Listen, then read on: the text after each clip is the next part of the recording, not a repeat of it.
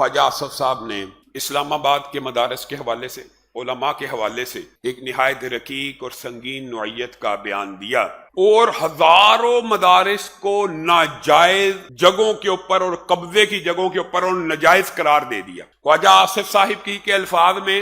کچھ شرم ہوتی ہے، کچھ حیا ہوتی ہے۔ آپ وہی ہیں جنہوں نے کچھ عرصہ قبل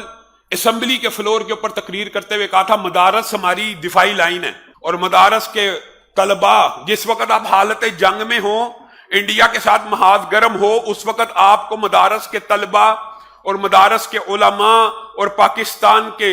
علماء اور مولوی آپ کو دفاعی لائن نظر آتی ہے، کیونکہ پتہ ہے آپ کو کہ آپ جیسے لوگوں نے تو جنگ لڑنی نہیں، اگر کبھی ضرورت پڑی تو یہ دین کے طلباء ہی نے اپنی جانوں کا نذرانہ فوج کے شانہ بشانہ پیش کرنا ہے، ان کو پتہ ہے۔ اس وقت آپ یہ بیان دیتے ہیں، اور پھر آپ کا دل چاہے تو آپ کہتے ہیں جی اسلام آباد کے اندر اور پاکستان کے اندر ہزاروں مدارس غیر قانونی ناجائز جگہوں کے اوپر بنے ہوئے ہیں۔ اللہ سے ڈرنا چاہیے۔